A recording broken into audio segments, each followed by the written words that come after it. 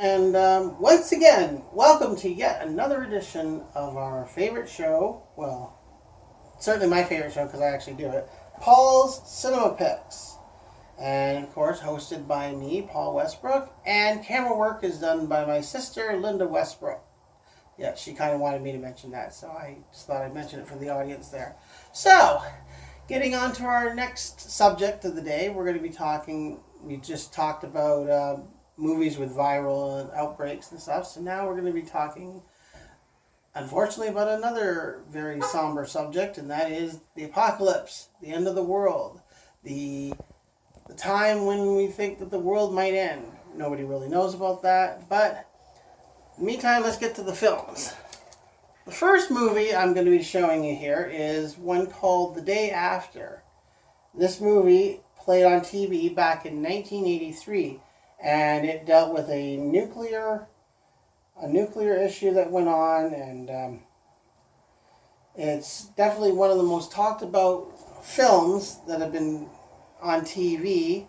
Like, I don't think it ever did a movie release. I'm not really sure, but I do know that it was on TV. We actually got to see it, and it talks about not only the nuclear issue and radiation. It unfortunately shows you some of the after effects of this case, which, thank goodness, is fictional, but in the meantime it's still something that's really scary about the Cold War, because it dealt with the Cold War, and it says this agonizing graphic film was about a nuclear holocaust, and it detonated a direct hit into the heartland of America. And you get an all-star cast, because in a lot of disaster movies you would get like these all-star casts where all the gloves are off. Even the cast that were famous, some of the famous people were actually getting killed in the movie, of course, because that's the type of movie, but it's almost like the movie Red Dawn a little bit. Like Red Dawn dealt with these army people parachuting into a high school, and then the high school has to deal with the issue, and it was sort of like a Cold War scare type movie. Well, this one here deals more with more of the nuclear and radiation part, and it's very scary and very thought-provoking and worth a watch. This one I watched very recently. It was called These Final Hours, and it's one of those Last Days on Earth type movies, and it says 12 hours before a cataclysmic event will end life as we know it, James, who is our main character in the story, makes his way across a lawless and chaotic city to the party to end all parties. And then he saves a little girl.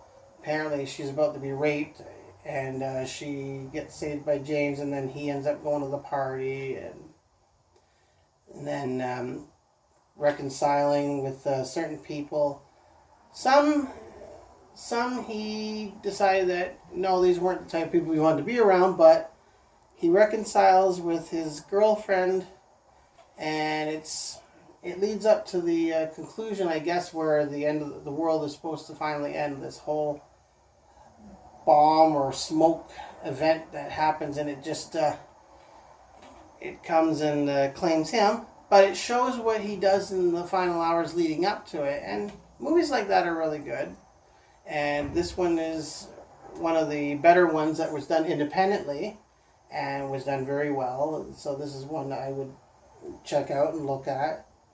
And I know the apocalyptic theme can be a little depressing, and some people might not really be into that type of theme, but if that's your bag or your cup of tea, then it's something you enjoy, then I would say take a look at it and see what you think.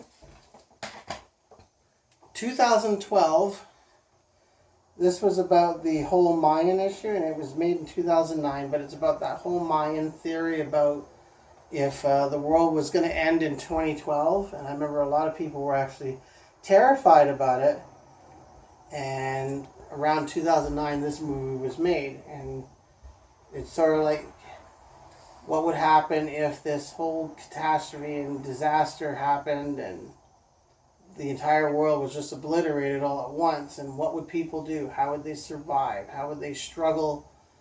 And how would they get to the possible safety points? And It's like a lot of disaster films when you watch a disaster movie. And I've always found that disaster movies deal with the same theme about this family, and they're sort of estranged from each other. Like usually the wife is angry at the husband, or the husband and wife are dealing with the rebellious daughter and stuff like that. And then disaster strikes the when the persons are out, and then all of a sudden the remaining ones have to go and they have to save the family member, and then they end up reconciling in the midst of a great disaster. And Roland Emmerich, who directed The Day After Tomorrow, that's a really good film too, and also the famous Independence Day movie, he directs this one. And you get your jaw-dropping, exhilarating special effects that you would get in a lot of these type of films. And it's good, but what I like is that there's a good story to it as well. There's a lot of thematic elements into the movie, and you get a really good story. And John Cusack plays the main guy who has to save his family in this one. So see if you can seek this one out. Then there's The Knowing, starring Nicolas Cage. Yes, The Knowing. And it, too, is about a professor who deciphers a coded message with terrifying accurate predictions about every major world disaster. So there's a mathematical code that's mentioned in the movie, and Nicolas Cage has to try and decipher what the code is to protect his family and prevent future calamities. And then he gets the help of Diana Whalen, who's played by Rose Byrne. She was in the movie Insidious, the Insidious series. And she's the daughter of the now deceased author of the prophecies that were made of this cataclysmic event. And then he wants to understand the messages a lot more so that he's able to deal with this. And then it's a very serious-minded, heart-pounding type thriller that, again, will make you think. It's one of those ones you really have to sit and you have to watch, you have to pay attention, you have to think, because there's things going on in the movie that you need to understand, and it helps the story along. And some people might not get this type of movie. And when I first watched it, I kind of kept thinking, like, okay, what's it about? Like, what's the story? But you have to watch it a little more, and it might take about 5 or 6 watchings to really figure it out, or it might take you more, whatever it takes. But I would definitely say The Knowing is one of the better movies that deal with an apocalyptic issue. Yeah, I know I have trouble saying that. The dealing with an apocalyptic issue. And if you can find this one, great. Pop it into the old DVD player or Blu-ray and enjoy. Finally, just a little bit of humor here about the End of Days type movie. Is this little independent comedy here called It's a Disaster. And it has some very funny people. It has America Ferrera, who is Ugly Betty. Anybody ever seen Ugly Betty out there? Yeah, she was in that one. And then you have Julia Stiles, who I personally like myself. I think she's one of the hottest actresses out there, very talented. And David Cross, he was the jerk record producer in the Alvin and the Chipmunks movies. Yeah, he played the record producer. In this one, he plays just the average guy, and then Julia Stiles plays his date. And in the story, these couples, they meet up at this friend's house. They're all having like this dinner party and drinking and stuff and just talking. Then they find out that something has gone on in the world.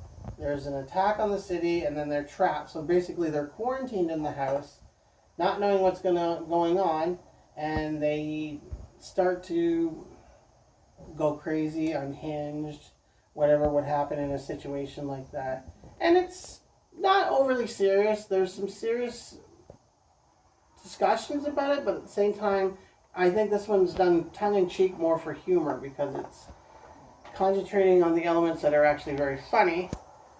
And yeah, you get your special features on this one. This one actually has some good special features, like your commentaries and your tour with Todd. They get the tour of the the house, and then you get the Comic-Con, because they did a Comic-Con thing back in 2012, and you get a panel with the vacationers, and then they talk a little bit about the movie and stuff.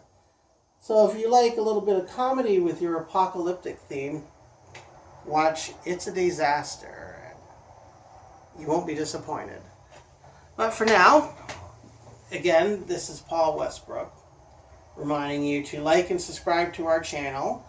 Reminding you also to leave some comments. Leave some nice comments. Hopefully you're really nice. You don't ostracize me in any way, because that would be an apocalyptic issue if that happened. And thank you very much for continuing to support the channel. And I'll see you next time. And reminding you that I shall be seeing you at the movies.